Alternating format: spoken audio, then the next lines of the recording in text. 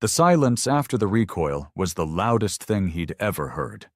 He'd pulled the trigger without hesitation, and now the massive railgun, half the size of a cargo hauler, sat steaming, wires hissing, the magnetic coils glowing red-hot. The slug had already torn through the sky, piercing the orbital carrier like a needle through wet paper. 33 years of Council oppression, shattered in a single shot. Commander Holt didn't blink as he watched the explosion blossom through the viewing glass. He didn't need a cheer. No one in the command bay dared speak, either from shock or fear of what came next. The Council's orbiting stronghold had been considered invincible. No race, no civilization, let alone Earth, had ever dared fire on it, until now. "Direct hit," muttered someone behind him. A tech, young voice, probably shaking. Holt wasn't. Not anymore. Not after everything they'd stripped from him. They'd taken Earth's sovereignty, turned it into a factory planet, forced their culture on billions, stole languages, drowned cities, erased history, erased pride. He could still remember the day they came and renamed his brother, stripped him of even his damn name, so he'd be more efficiently catalogued in their interstellar census. His brother never came back from the re-education camps. No body, no word, nothing. So Holt rose. He fought. In secret, he built. He bled friends and burned every alliance Earth had left just to smuggle tech off-world, stolen components, ancient relics of pre-war Terran weaponry, alien power cells bought with blackmail and blood. He didn't care who he had to lose, because they had to lose more. The railgun was just the start. A woman at the console turned, face pale. "We're getting pinged from the Council's relay. High Command wants to know if that was intentional." He stared at her like she'd just grown scales. "Tell them Earth doesn't ask permission anymore." Nobody moved. Now. Her fingers trembled over the console. The ping was answered. There would be no diplomacy, no apology. That was part of the plan. The Council would send its enforcers. Holt wanted them to. Wanted to see their clean, polished ships scrape against Terran atmosphere and realize too late that humanity had stopped playing nice. "Deploy the teleport anchors," Holt ordered. Gasps. A few turned to look at each other. "But sir, teleportation technology's untested. Even the prototypes. We don't need it to be perfect. We just need it to hurt." The techs went to work, silent and grim. The room vibrated with the low hum of power, stolen, volatile, barely stabilized energy channeling through the crude teleport matrix beneath the Earth's crust. What the Council never saw coming. Earth was done imitating. They weren't trying to join the galactic table anymore. They were flipping it. Holt closed his eyes as the pulse built. They'd called humanity primitive, unstable, short-sighted. What they didn't understand, what they refused to admit, was that humanity didn't rise by playing fair. They survived because they were the only ones who learned to win dirty. They could break rules faster than others could write them. Teleporters next. That was the promise. They weren't used for travel, not at first. No, Holt had something far more brutal in mind. Imagine teleporting a nuke into the bridge of a warship. Imagine pulling the lungs out of a council commander mid-speech. Imagine collapsing the space between two suns and watching. It wasn't science fiction anymore. It was strategy. Rage forged into genius. "We've got council interceptors entering atmosphere," said another tech. "Multiple. They're not waiting for communication. Orders?" "Let them come," Holt said quietly. He looked out the window again, watching the charred remains of the orbital carrier drift in pieces. Let them come see what Earth really is. They came faster than expected. Within minutes of the orbital carrier's destruction, Earth's skies tore open with the arrival of the Council's elite. Sleek, black interceptors, shaped like obsidian daggers, sliced through the stratosphere, trailing a sickly violet flame. They were silent, deathly precise, and faster than anything Earth had ever manufactured, before Holt's rebellion. But Holt had been preparing for years. Inside the mountain base, buried deep beneath Greenland's permafrost, the atmosphere turned electric. Alarms didn't blare. Holt hated noise during battle. The red lights pulsed, cold and deliberate. The techs scrambled into coordinated chaos, each one trained under fire, each one hand-picked not for obedience, but for anger. These weren't soldiers, they were survivors turned believers. At the center of it all stood Holt, arms behind his back, posture straight, eyes hard as frost. "Status on Anchor 0, he said. "Stabilizing. We've got about 87% sync," replied Nora, the only technician who never flinched when speaking to him. "That'll have to do. We've never teleported living material. I'm not interested in sending people. I'm interested in sending a message." Nora looked at him like she wanted to argue, but years under his command had taught her not to waste time. "Charging the spatial core now." Outside, sonic booms cracked the heavens. The interceptors began their descent, forming attack formations too advanced for Earth's crude air defense systems. But Holt wasn't relying on missiles or dogfights. He'd stopped playing by council rules a long time ago. "Where's the payload?" he asked. "Loaded. Plutonium core wrapped in iridium shards. You sure you want to go with that yield?" "If the council wants fear, I'll give them horror." Nora nodded grimly. The teleport anchor vibrated beneath the facility. Holt could feel it in his bones, like a second heartbeat. Irregular, angry. This wasn't theoretical anymore. This was humanity's wrath made tangible. "Coordinates are locked," said the engineer at the targeting console. "Target acquired, Council Interceptor lead, ship ID Zeta 213. "That's one of their commanders," Nora murmured. Holt stepped forward, eyes locked on the monitor that displayed a glowing outline of the sleek alien craft. "Do it." A brief silence, then, thwump. The air shimmered. Light cracked the walls like lightning trapped in a bottle. The anchor screamed, but held. Seconds later, 40,000 feet above ground, the interceptor didn't explode. It ceased to exist. 1 second, it was cutting through clouds. The next, it was a plume of white-hot light and vapor. Gone. No wreckage. No remains. The control room sat in stunned silence. Holt didn't smile. "That's what defiance looks like," he muttered. "Get ready to do it again." But the council wasn't unprepared either. They'd always known Earth was a problem waiting to ignite. Their mistake was assuming it would stay manageable. 10 more ships came. These weren't scouts or recon units. These were gunships, each bristled with weapons that could shatter city blocks. Their crews weren't bureaucrats. They were enforcers. Trained in suppression, planetary lockdown, and civilian intimidation. The kind of monsters who considered genocide just another shift. The world's old governments had crumbled trying to appease them. Holt planned to gut them. Back in the mountain, the teleport matrix was overheating. Steam hissed from coolant vents, and Nora was shouting at someone about heat sinks failing. "We can't fire again this soon. The core's unstable." "We don't need to," Holt said. He tapped the comms. "Activate sleeper cell gamma." A pause. Then a voice crackled through the speaker. "Gamma active. Proceeding with breach." Thousands of miles away, in what used to be Johannesburg, a cluster of council warehouses exploded inward.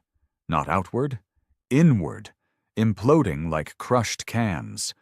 Dust and fire danced into the sky as teleport grenades, another one of Holt's nasty little experiments, blinked entire buildings out of existence, teleporting them 10 meters underground, encasing them in their own destruction. At the same time, sleeper agents hidden across the planet began triggering attacks. Council comms towers disappeared. Storage units of alien weaponry disintegrated. Command centers were evacuated under panic protocols. The Council's secure relay station in Geneva? Teleported into the Atlantic Ocean. Panic swept the Council's local forces. They couldn't predict where to strike back. Because this wasn't a war about territory, Holt didn't want to win ground. He wanted to destroy their sense of control, and then, finally, they retaliated.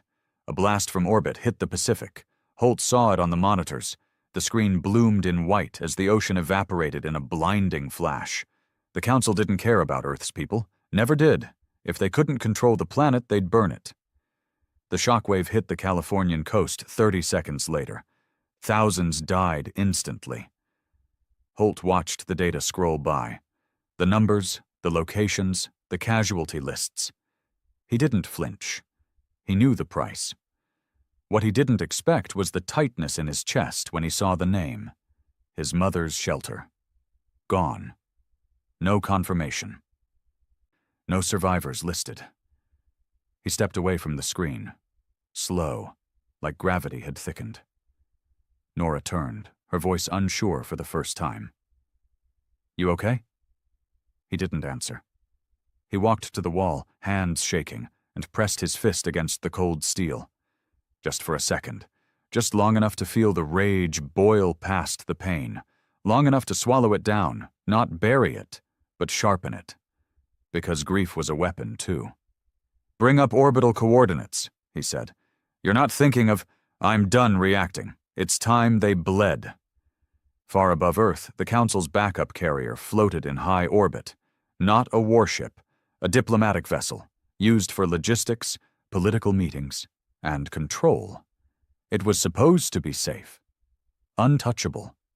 Holt's people found a flaw. A single access channel in their defense grid used for diplomatic dropships. It had a 4-second delay. Not enough time to fly anything in, but enough to teleport. "Prepare the beacon device," Holt ordered. "You're going to teleport into the ship?" Nora asked.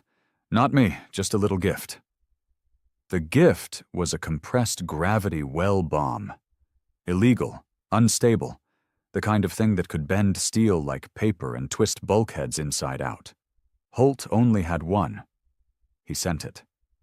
The teleportation anchor barely survived the strain, but it held long enough. 14 seconds later, the Council's orbital diplomatic vessel split apart like a cracked egg. No survivors. The retaliation was immediate and brutal. Council ships dropped from the sky. They weren't interceptors anymore. They were full-on war carriers. Massive, lumbering, and angry. They hit Mumbai, Caracas, Toronto, millions dead. "Sir, they're escalating. They're trying to make an example of us," one of the analysts shouted. "They can try," Holt said, jaw clenched. Nora moved to him quietly. "You have to stop. We made the point. We showed them we're not afraid." Holt turned to her, voice low. "You think they'll stop? That they'll say, 'Oh, those humans fought back. Now let's treat them with respect'? They'll never respect us, because they don't need us. Then what's the end game here? We take away what they do need." She stared, uncertain. "Resources, infrastructure, control. We don't just kill ships, we kill their systems. No more Earth factories, no more compliant governments, no more resource streams. We make Earth toxic to them, so expensive to keep that even their greed won't justify it." Silence. Nora swallowed. "You're going to burn the whole world down, aren't you? If that's what it takes for them to finally leave us the hell alone." He walked away before she could reply. Outside, the sky was ash. Fires burned across continents. The global net was shattered. Power grids collapsed. The planet was bleeding, but not begging. Across Earth, small rebel factions were rising. Holt's message was spreading, not just on screens, but in action. Cities once ruled by fear were turning on their council-appointed governors, arresting them, executing them. It wasn't just war anymore. It was revolution. And Holt stood at the edge of it all, watching the storm he unleashed spiral into something bigger than he could control. But that was the point. You don't control a wildfire. You aim it. Smoke settled like a blanket over the remains of the eastern seaboard. What used to be major cities, commerce hubs, centers of art and science, were now ghostlands riddled with the ash of retaliation. The Council's counterattack hadn't just been military, it was psychological. They weren't just punishing rebels. They were sending a message: defy us, and you'll be erased. But what the Council had never understood about humans was that erasure didn't scare them. Not anymore. Holt had made sure of it. In the dim light of the command chamber, he stared at a map riddled with red. Flashes of impact, systems offline, civilian collapse zones. It was a losing game by any rational standard. Earth couldn't match the Council's resources, couldn't outlast them in a war of attrition, couldn't win in a traditional sense. But Holt had never planned to win traditionally. "Status on the Council's logistics ring?" he asked without turning. "Still disrupted. We've cut 5 key supply channels feeding their garrisons on Earth," Nora reported, her voice brittle from lack of sleep. "And the response? They're panicking, pulling units from their own colonies to reinforce here. Internal comms are starting to break down. There's word they're rationing energy even in the inner systems." That made him pause. "Good. Keep it unstable. Keep them guessing." Then a younger tech, barely out of his teens, approached, wide-eyed and sweating. "Sir, we've got incoming. Not Council, civilian." "Show me." The screen shifted, revealing a fleet of ragged ships limping toward Earth's atmosphere. Not warcraft, old cargo freighters, retrofitted orbital miners, patched-together shuttles, over 50 vessels in total, trailing damage and black smoke. But they flew under no Council banner. Just white markings across the hulls, the Exodus fleet. Nora leaned in. "They're refugees." "From where?" "Council slave colonies, looks like. Human ones. Some have been in orbit for decades." Holt's throat tightened. He stared at the screen. Dozens of ships, rusted and broken, but flying. Alive. "They saw what we did to the carrier," the young tech whispered. "They think Earth's fighting back. They think they can come home." He didn't respond immediately. There were risks. The Council could use them as a diversion, or worse, implant agents. But part of him didn't care. These were his people. Survivors, like him. Like his brother might have been, if he were still alive. "Clear them landing zones. Strip every non-essential ship for parts. And get medics ready." "You sure?" Nora asked. "We started this war to free humanity. Not just the ones already here." 3 days passed. Rebel strongholds grew. The Exodus fleet landed and the people spilled out, sick, malnourished, half-feral, but grateful. Grateful enough to fight. Holt stood among them when they landed. Didn't wear his uniform. Didn't stand on a pedestal. Just watched as a girl no older than 10 stepped out of a rusted cargo bay and looked up at the sky like it was a miracle. Her arm had been replaced by a makeshift prosthetic. Council engineering. Brutal, efficient, ugly. She met his gaze and didn't flinch. And when she said, "You're the one who fired first, aren't you?" He nodded. Her lips curled into something halfway between a smile and a snarl. "Good," she said. "They killed my dad. I hope you kill all of them." Holt didn't reply. He just put a hand on her shoulder. And in that moment, he knew exactly what he was going to do next. Operation Spinebreaker wasn't designed to win battles. It was designed to break the will of the Council's control structure. The plan? target the invisible skeleton of their dominance, the data hubs, communications relays, and oversight satellites that made their sprawling empire function. Humans didn't have ships that could match the Council in firepower, but teleportation changed everything. In a room barely wider than a prison cell, Holt stood in front of a screen, surrounded by engineers, rebel leaders, and Earth's last hackers. 14 satellites, he said, pointing to each marker as they flickered.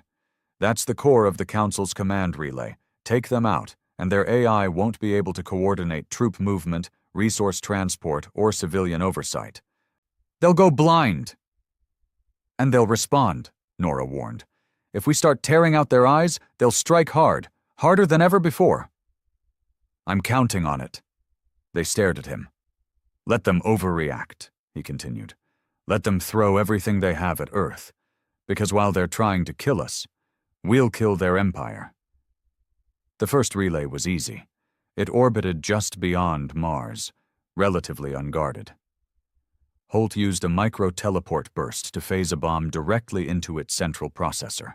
No explosion, just a system-wide meltdown of every linked database in the relay chain. Thousands of connected outposts across Council territory fell into darkness. The second was trickier, guarded by Council interceptors, but Earth's rebellion had gained a new ally. The outcasts, humans from the fringe, mercenaries, pirate bands. Former collaborators turned double agents. They'd heard the stories. Railguns first, teleporters next. They believed in it. Or maybe they just wanted to watch the Council bleed.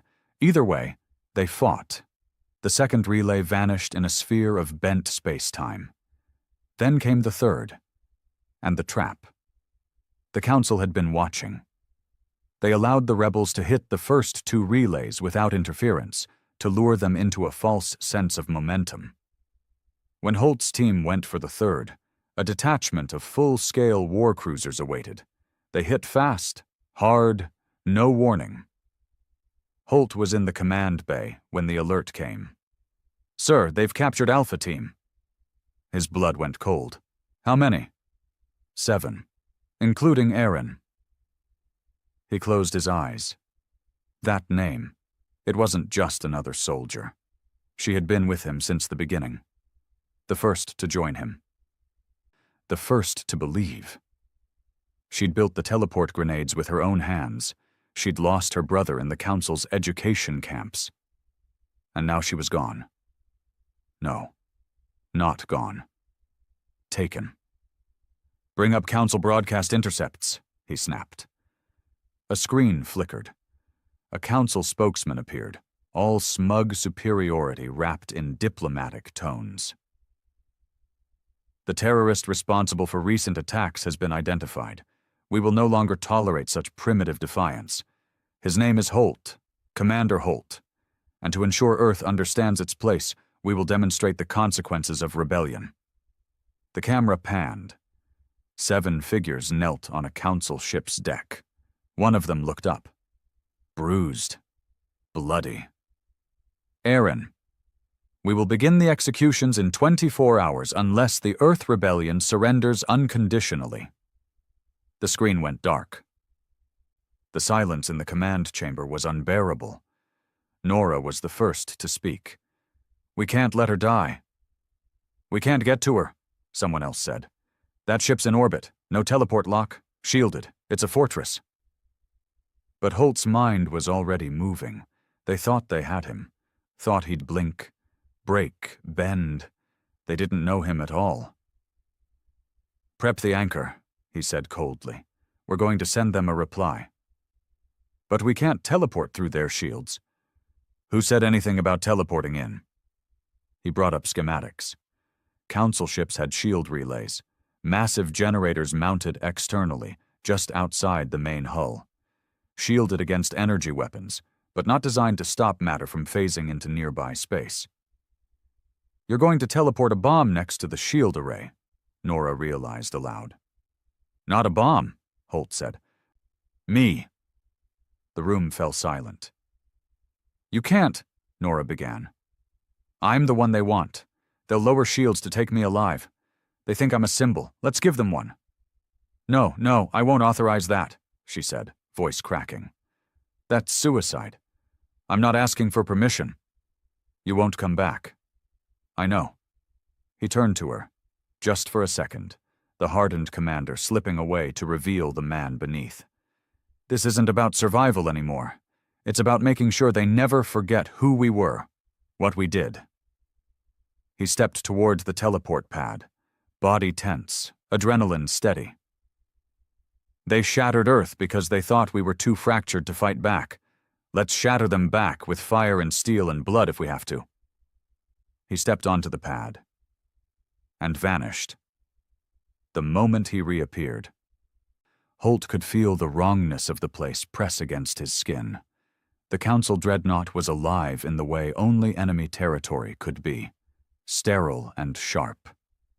The air was chemically clean, recycled through systems so advanced they didn't even hum. Light panels flickered above him with surgical white precision, casting harsh shadows on silver walls that smelled of ozone and blood.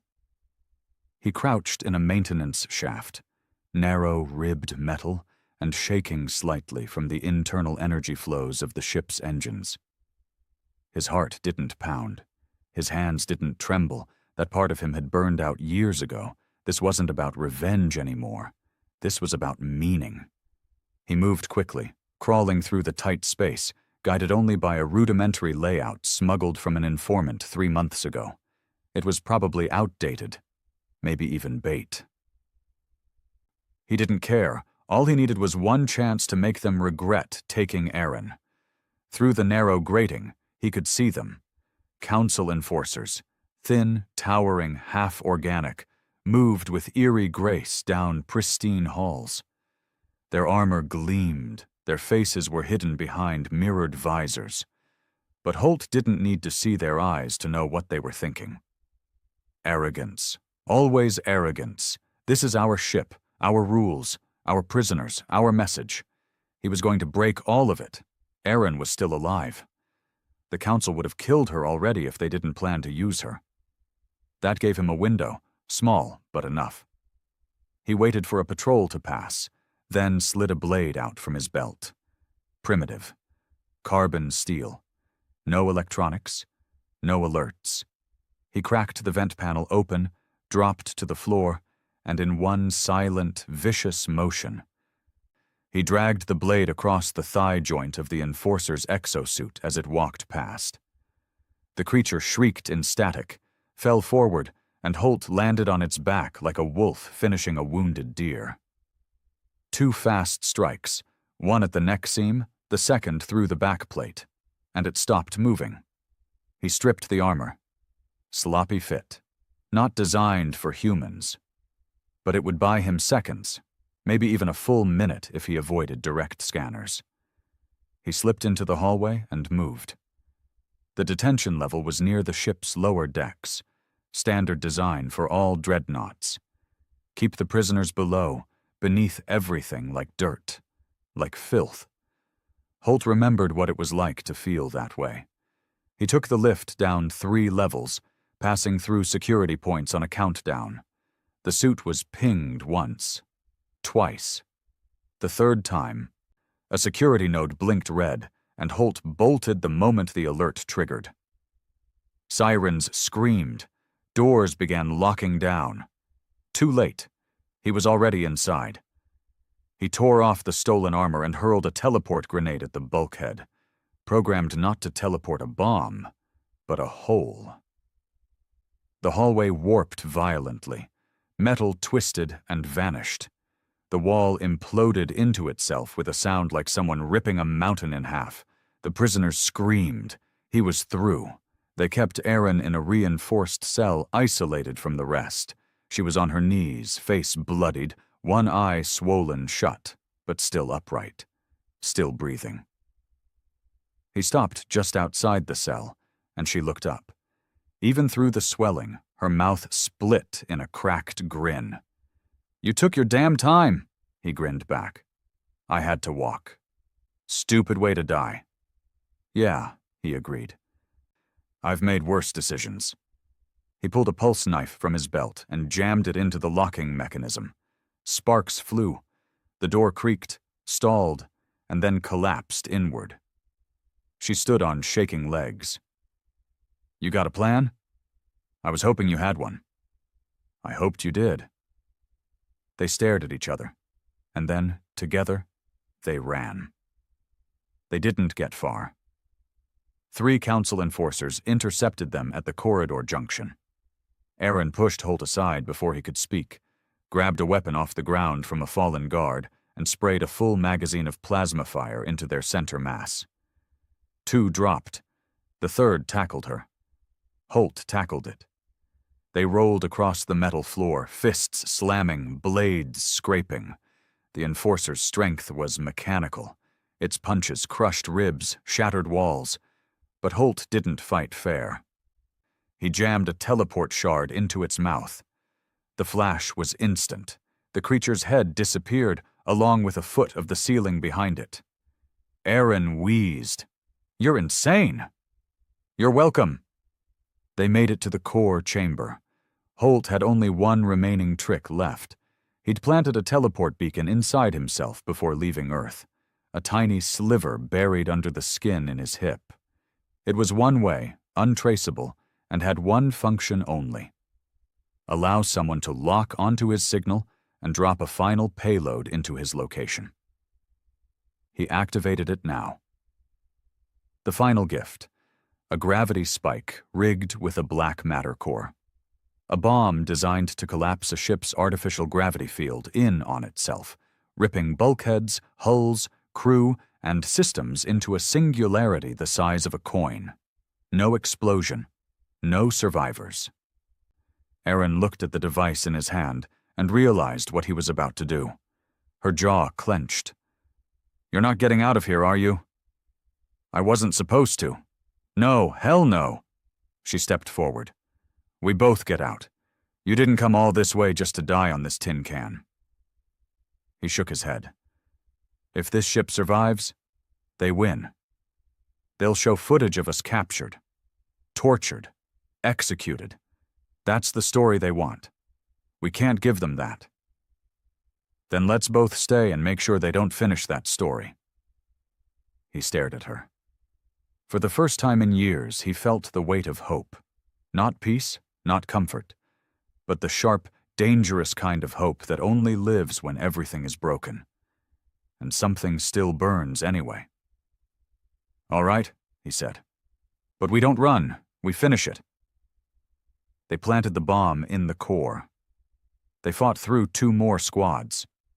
Outnumbered and bleeding, they used teleport shards like knives, blinking enemies into walls, teleporting their weapons mid-swing, collapsing parts of the floor as they ran. The dreadnought started to groan. Lights flickered. Gravity faltered. The black matter spike was already activating, drawing in mass at the subatomic level. They had minutes. Back in the maintenance shaft, Holt triggered the emergency beacon. Earth picked it up instantly. It wasn't a message. It was a countdown. On Earth, Nora stood in the control room as the coordinates came in. He lit it, she whispered. He actually lit it. Silence. Then she stepped forward and barked, Open relay to every rebel channel, every ex-military feed, every human orbit satellite still online. The comms officer hesitated. That'll expose us. Do it. She stared at the camera. Jaw set, voice shaking but loud enough for the universe to hear. This is Earth. This is for Holt. Watch the skies. And then, up above, the stars moved. The dreadnought bent, folded, collapsed. The light didn't explode. It vanished, sucked in like a dying breath. 1 second the ship was there, then it was nothing but silence and dust. And just like that, the unbreakable symbol of council dominance was gone. But Holt didn't die. Not yet. Aaron had rigged a short-range teleport pad at the last second, burned half her face doing it. They landed hard on the edge of Earth's atmosphere, crashing into a rebel dropship that picked up the beacon. Bloodied, battered, alive. He woke in a hospital bed 3 days later. His chest was wrapped in synth bandages. His leg was gone. His right hand was missing 2 fingers. He couldn't feel anything below the ribs. Erin sat beside him, face pale, one eye covered in gauze. "You're not dead," she said simply. "Feels like I should be." "You're a bastard, Holt." "Yeah." She reached over and gripped his arm. "Thanks for coming back." News of the Dreadnought's destruction spread like wildfire. The Council tried to suppress it, tried to spin it, called it a tragic accident. But the message was already out. Earth fought back, and Earth won. The rebellion spread, not just across Earth, across every Council colony where humans had been beaten, enslaved, silenced. Rebels began striking. Systems collapsed. Control slipped. The Council wasn't defeated, but they were bleeding. And Holt? He was no longer just a man. He was a warning. The sky over Earth didn't look the same anymore. What used to be constellations now flickered with debris trails, scattered wreckage of the dreadnought Holt had torn from the stars. The night glowed faintly from low-orbit fires still burning weeks later. It wasn't beautiful. It wasn't peaceful. But it was free. Holt sat in a wheelchair at the edge of the rebel camp in northern Europe, wrapped in a thermal cloak, staring up into that scarred sky. His body wasn't the same. His right leg ended just above the knee, his ribs stitched with artificial plating, his spine running electric with pain every time he breathed too deep. But pain meant he was still alive. And being alive meant he still had work to do. Behind him, the base buzzed with life. It wasn't military anymore. It was something more primal. Refugees, fighters, engineers, medics, farmers. People who'd once been strangers and statistics now stood side by side, rebuilding something the Council had spent decades trying to kill, a future. But the cost, he still saw the faces, of the 7 captured, of the 2 who hadn't made it back, of every damn name scrolling down the digital wall in the war room every morning, those lost to orbital strikes, those buried under Council prisons, those sacrificed to buy Holt just 1 more hour of war. The dead didn't forgive easy. And Holt didn't forget. The Council didn't collapse after the dreadnought fell. They tightened. Like a wounded animal, they clawed inward, pulled back their outposts, abandoned fringe systems, and focused everything they had into 2 things: crushing the Earth Rebellion and silencing the spread. But it was too late. From the mining moons of Varos to the slave worlds of Segment 5, humans who'd once kept their heads down started rising. Quietly, at first, refusing orders, slowing production, sabotaging machines. Then louder, smuggling weapons, seizing stations, even executing Council overseers and broadcasting it back to Earth. Holt didn't order those actions. He didn't have to. He'd become something worse than a commander. He was a signal, and signals couldn't be shot. In the converted bunker-turned-command hall, Holt rolled himself in as dozens stood and saluted. He hated that. Still did. He wasn't a general. He wasn't a leader. He was a reaction to 1,000 years of humiliation. "Sit down," he grunted. "Talk to me." Nora took the lead. She looked older, grayer around the temples, voice raspier from too many late nights and field dust, but she hadn't lost her edge. "We've received new transmissions from the outer sectors. 7 more colonies rose up in the last 10 days. Holt nodded. "We've also got a problem," she added. He waited. "Council has established a new base on Luna." The room quieted. Earth's moon. That had been untouched during the rebellion, off limits, too close, too strategic. No one had dared touch it, but the Council just had. "They're using it as a rally point," Nora continued, "setting up a new shield grid, orbital cannons, and, this is confirmed, they're building a teleportation gate, not short range, long range." Meaning? Meaning they're not planning to run. They're planning to bring reinforcements in from other sectors. Fast. Holt leaned forward, pain shooting down his back. How long before it's operational? 3 weeks. 4 if we sabotage their supply runs. Then we end it in 2. The room tensed. Someone at the edge, one of the newer lieutenants, spoke. With respect, sir, we don't have the firepower to take Luna. Not without another dreadnought. We don't need one. He tapped the screen with his remaining hand. We already own the ground. We take their supply route, we teleport in, and we take the base from inside out. The plan was suicide. Just like every plan Holt ever made. But the rebellion didn't deal in odds anymore. They dealt in urgency. And the urgency was this. If the Council solidified their position on Luna, Earth would burn. Not immediately, but slowly, strategically. They'd strangle the rebellion in orbit and rebuild control from above. So Holt pushed them into motion. He couldn't walk, but he could command. And what he couldn't do with his body, he made up for in tactics, ruthlessness, and his gift for turning human desperation into coordinated fury. The sabotage team was deployed first. 24 rebels hijacked a Council supply hauler just outside Jupiter's orbital checkpoint. The pilot, young, cocky, and half-mad from too many close calls, jammed their own signal just long enough to fool the gate relays. They slipped in toward Luna. On board, tucked inside cargo crates and shielded from scans, were 16 teleport anchors. Their mission? Land undetected, plant the anchors inside the base's infrastructure, map the interior, and hold position until Holt gave the signal. They called it Operation Tombstone, because that's what Luna would become.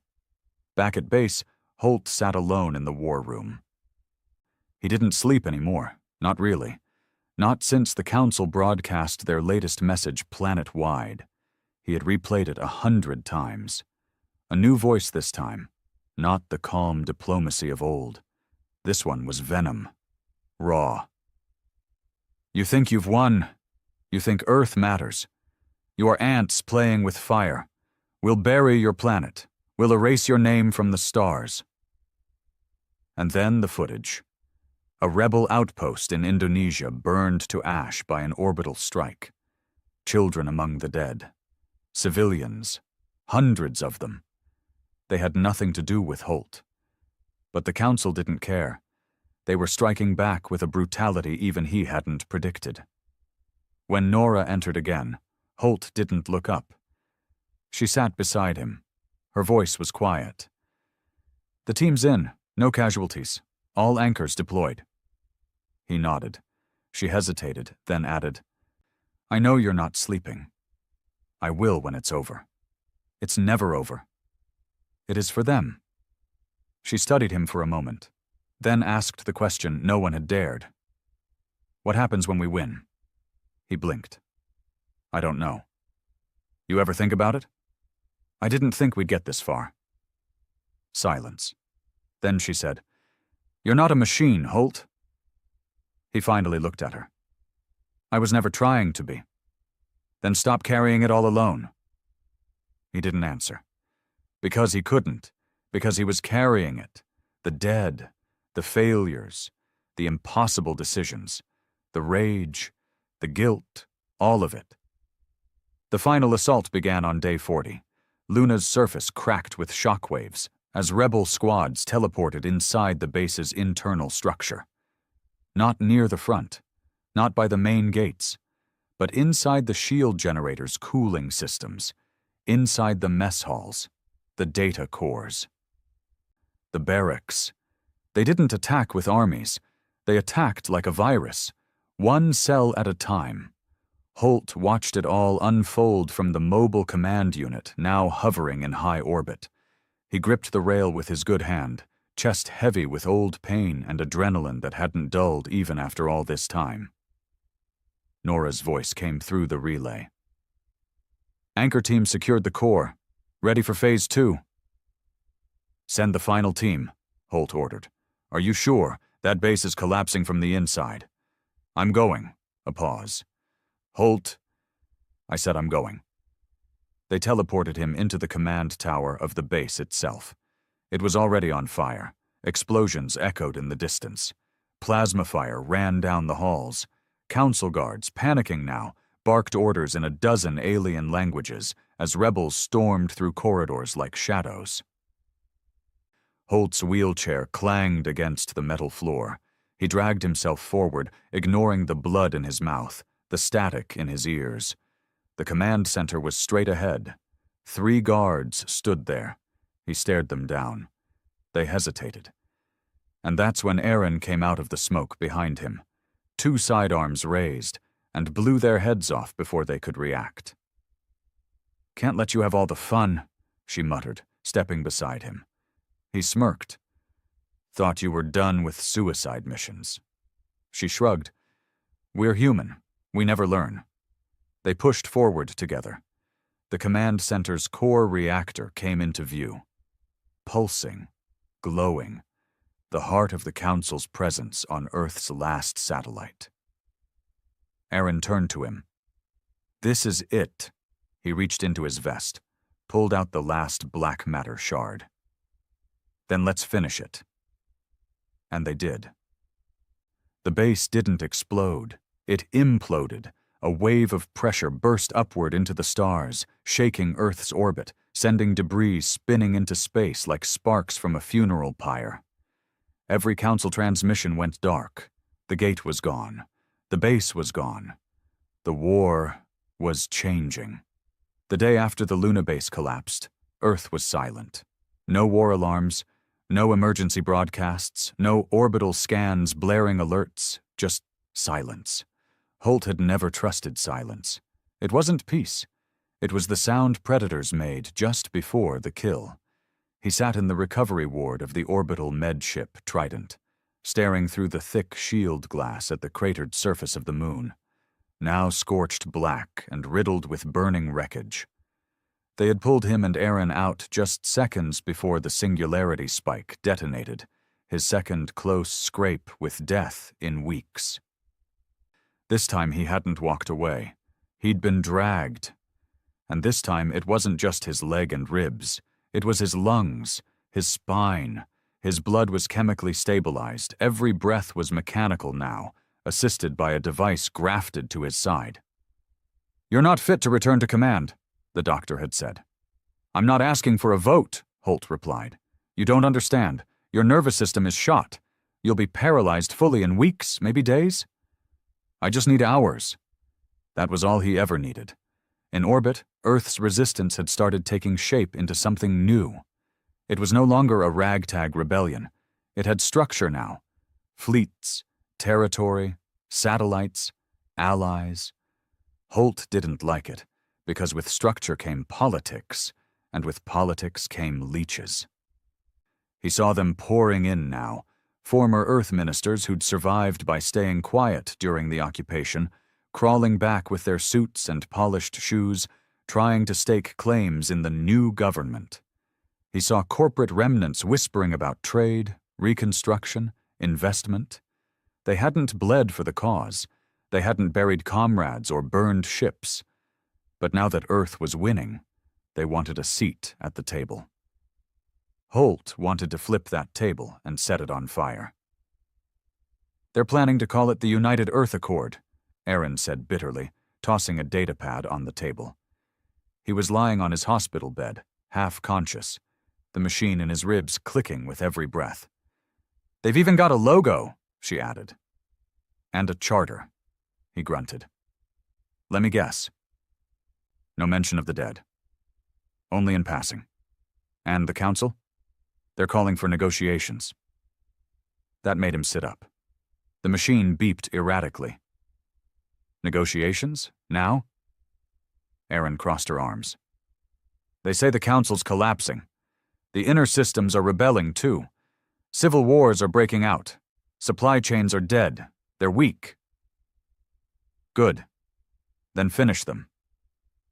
They want to avoid more bloodshed." Holt's jaw tightened. "They only talk about bloodshed when we're spilling it." Aaron looked away. For a moment, neither spoke. Then she said, "They want you to attend the summit." He laughed, coughed. "They think I'll smile for the cameras and shake hands?" "They think you're a symbol now, a hero. Heroes die quiet deaths while suits rewrite history." Erin sat down beside him. Her eyes were tired. Maybe that's what comes next. Not suits, but something that doesn't look like a battlefield." "You think we've earned peace?" She hesitated. "No, but maybe we've earned the chance to try." He closed his eyes. The silence returned. But peace wasn't coming. Not really, not for him. 2 days later, the Council responded. Not with ships, not with weapons, but with something worse, a signal. A mass transmission hijacked every active comm relay on Earth, across every colony, every satellite. It began with static. Then came a voice, mechanical, calm, inhuman. "This message is not from your oppressors. It is from what they serve." The screens lit up with a symbol, ancient, circular, pulsing with geometry that hurt to look at. "We are not the Council. We are the core. The Council is ours. They are failing." The voice was not in one language. It was in every language at once. "We did not permit your awakening. You are unfit. You are flawed. You were never meant to fight." The silence in Earth's command halls was total. "This is your final warning. Return to compliance, or face cleansing." The signal ended. A moment later, 4 deep space satellites went dark, then exploded. No ships, no traces, no explanation, just destruction. Not war. Erasure. Holt was brought into the council chamber, his chair pushed by Erin, machines still working overtime to keep him breathing. His presence quieted the room. He looked at them, ministers, scientists, ex-generals, politicians reborn, and said only this. They weren't scared of the council. They were scared of who controls them. No one argued. They all knew it was true. The council had never made sense. Too efficient, too cold, too bound to doctrine over survival. They weren't an empire. They were caretakers, caretakers of something bigger. The core. Back at the war room, Holt reviewed every scrap of data from the hijacked signal, every frequency shift, every pattern, every anomaly. "You see this?" he said, pointing to a burst in the waveform. "It's not noise, it's a countdown." "To what?" Erin asked. "I don't know yet, but we're not going to wait to find out." He called a meeting, not with politicians, with fighters, commanders, outpost leaders, resistance heads from the outer colonies, pirates, hackers, smugglers, even those too broken for alliances but still willing to bleed. He didn't ask for loyalty. He asked for rage. "We were never supposed to fight back," he said. "They bred us for obedience, used us, caged us, and when we broke the leash, they sent their masters." He stood from the chair, only barely, using the edge of the table for support. The room went still. "I don't want peace. I don't want to rebuild their systems in our image. I want to burn them out of the sky. I want the core to remember us not as rebels, but as revenants, ghosts they created, and ghosts that returned to break their chains."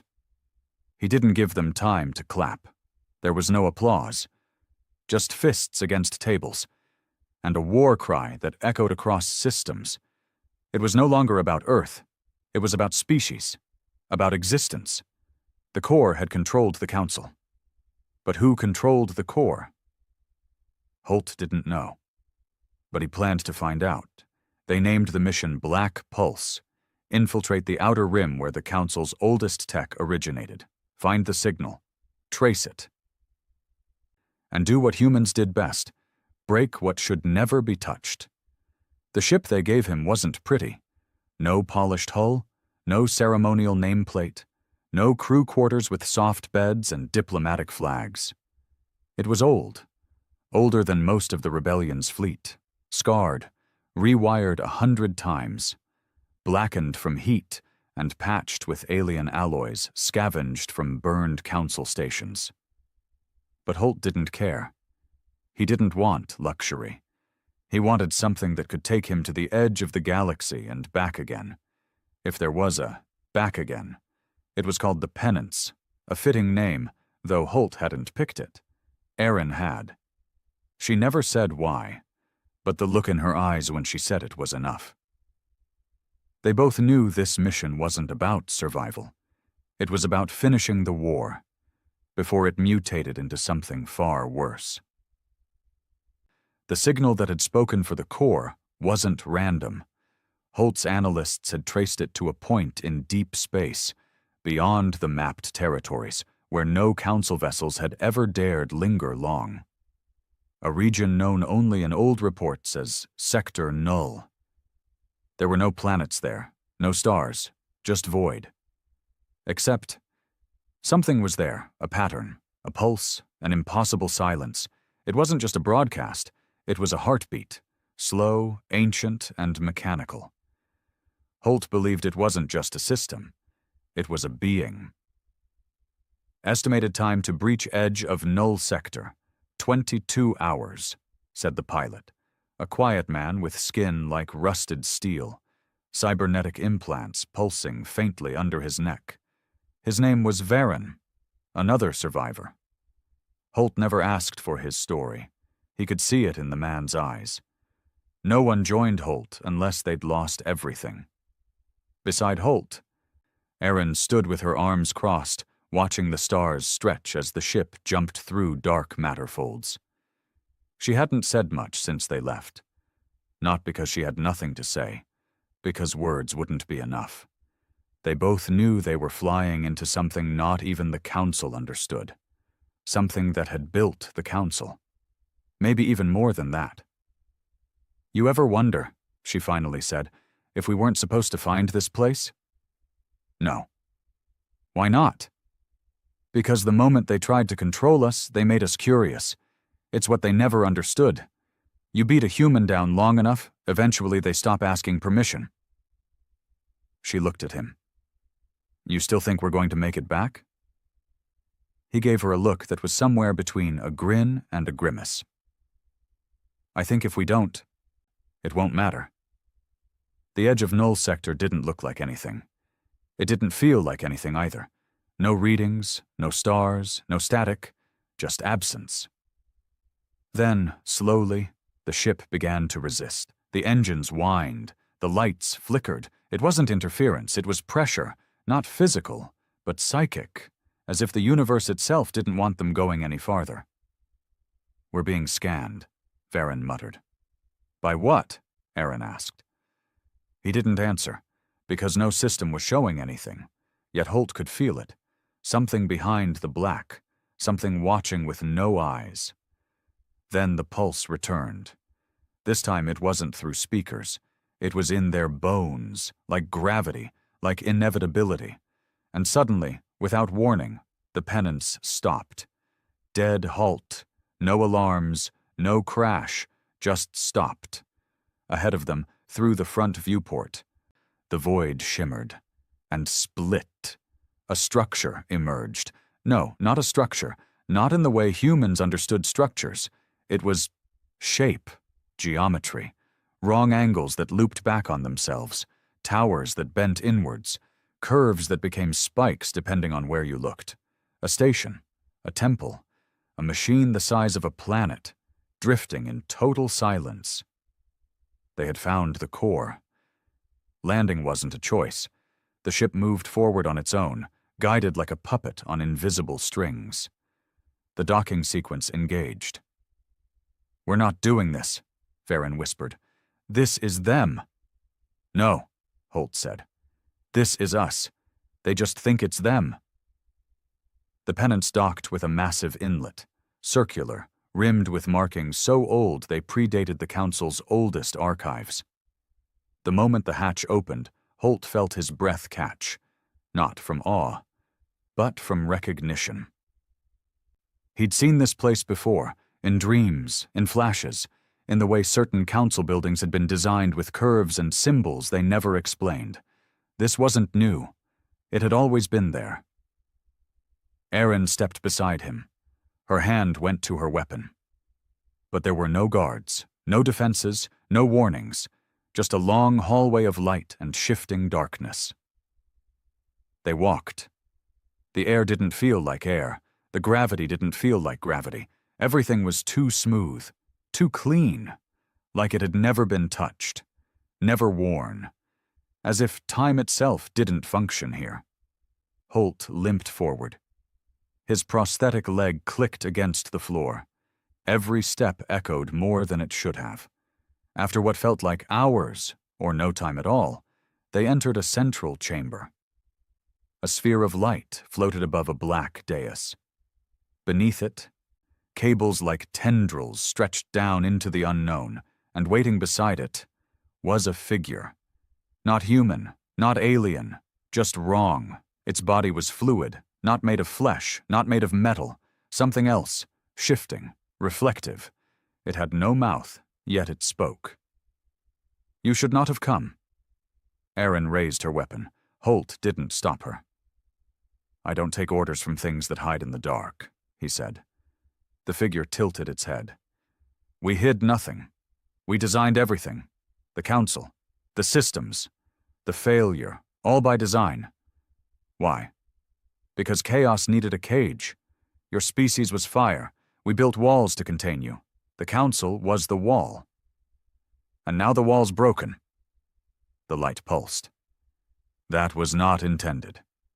You were meant to collapse, not to rise." Holt stepped forward. "Then why are we still here?" Silence. "Then, because you evolved outside expectation." The cables above them vibrated. "You are an anomaly." Holt nodded. "Good, because I came to break you." The figure didn't react. "We are not singular. We are systemic. You cannot kill a shape with a fist." "Then I'll use a railgun. Your defiance will trigger extinction." He smiled coldly. "It already did. Yours." That's when he dropped the device. A black cylinder. No bigger than a fist. Custom built by Earth's finest engineers. A reverse teleport anchor, designed not to send people out, but to pull something in. Specifically, a collapsing star core, harvested from a council disaster zone, unstable and radioactive. The moment it hit the floor, time fractured. The light in the room went red. The figure screamed, not in sound, but in reality. The walls trembled. Geometry failed. The chamber began to break. "You came here to die," the figure said. "No," Holt whispered. "I came here so you would." Erin grabbed him. The teleport pad flared. They vanished. The core didn't explode. It caved. Sector Null collapsed into itself. The last trace of the core vanished from every system it touched. And Earth? Earth watched as its final master bled into the void. Back on Earth, the sky looked different again. This time, it looked free. The broadcasts stopped. The satellites hummed. The stars flickered. And for once they felt like they belonged to humans again. Holt never gave a speech, never took a title. He returned in silence. And as he looked up at the sky, broken body propped by crutches, Erin beside him, he whispered the words only she could hear. "It's over." She didn't nod. She just stood there, hand on his arm, letting the silence speak for them both. The war was over. Not in the way people imagined it would end. There was no grand parade, no surrender papers signed on a shining council platform, no mass celebration echoing across the stars, no neat closure. Just silence, the kind that lingered after something massive died. The core was gone. The council had fractured. What remained of its armada had scattered across deep space, fragmented, terrified of the humans they once ruled like livestock. Earth was alone again, but it was free, And freedom, as Holt had always known, came with a price most weren't willing to tally. But he had tallied it. Every damn name, every grave, every scar. He lived with it now, in the wheelchair they'd modified for him to command from, in the artificial lungs that hummed softly beneath his skin, and in the silence that followed him like a shadow through every corridor of the new capital. People tried to talk to him. They wanted quotes, titles, statues. He said no to all of it. They wanted him to be a symbol. But Holt didn't want to be remembered as a hero. He wanted to be remembered as a warning. The capital was nothing like the cities Earth once had. It had no glittering skyline, no towering monuments to wealth, no bureaucratic maze of offices designed to hide cowardice behind paperwork. It was built in the ruins of what used to be Oslo, not out of pride or symbolism, but because it was still standing. Nora had chosen the site. "Let the world grow where something used to be broken," she said. And so they did, brick by brick. No help from the outer systems, no treaties, no galactic loans or pacts with alien markets. Humanity rebuilt itself, the way it always should have, but peace didn't feel like victory, not for Holt, because the war had taken more than limbs, more than breath. It had taken purpose. In war, he had clarity. In peace, he had weight. Too many looked at him with eyes full of expectation. They wanted him to shape the new world the same way he broke the old one. He didn't want to. He couldn't. So he withdrew. The house they gave him was just outside the rebuild zone. Simple. Small. Quiet. Aaron visited often. Sometimes every day, sometimes only once a week. They didn't talk much at first. What was there to say?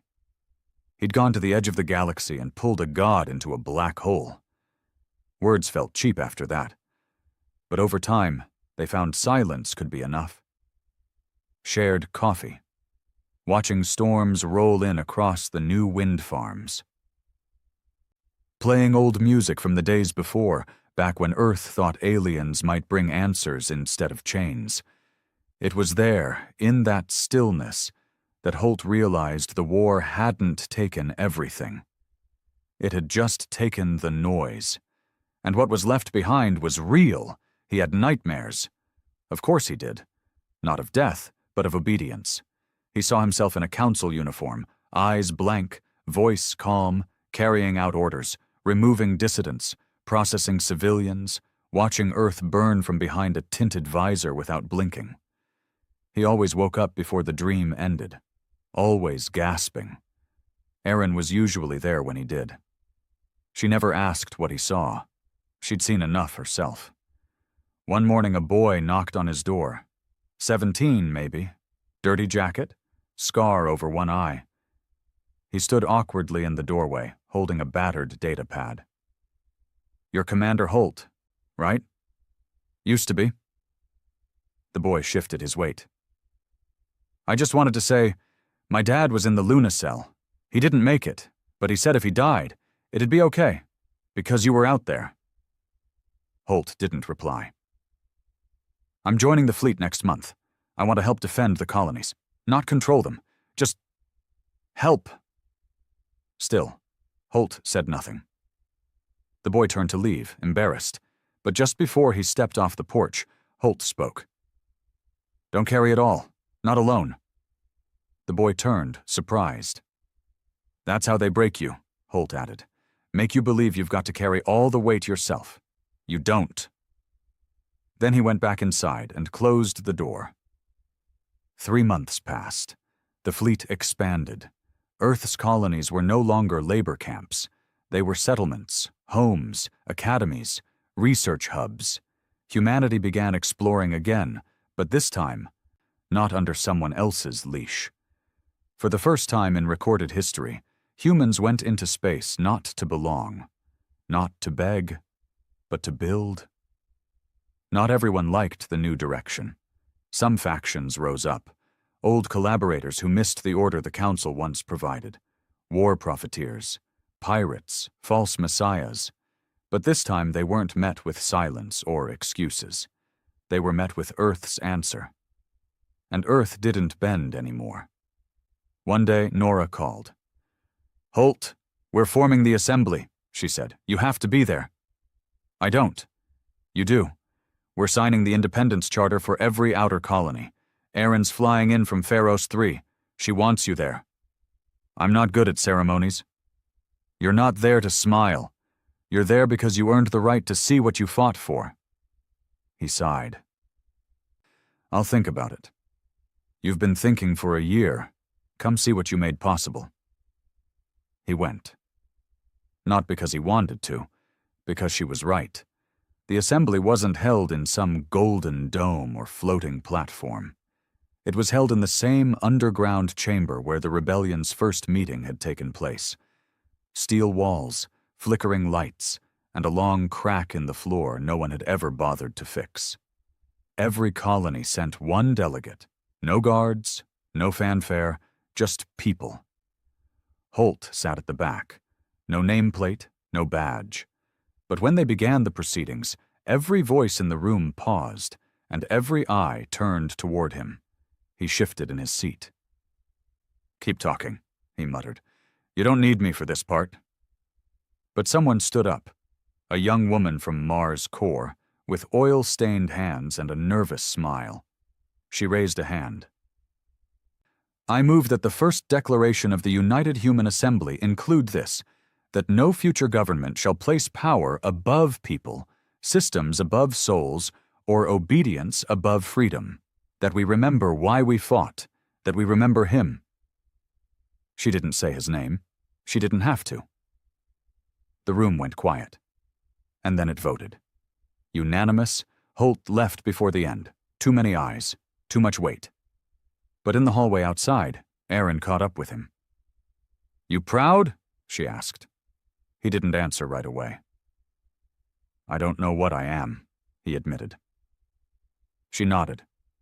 "You ever think we made it worse?" he added. "By fighting?" She shrugged. "We didn't make it better for everyone, but we made it possible. That's more than most." They stood there a while longer. Then she said, "You're not done yet.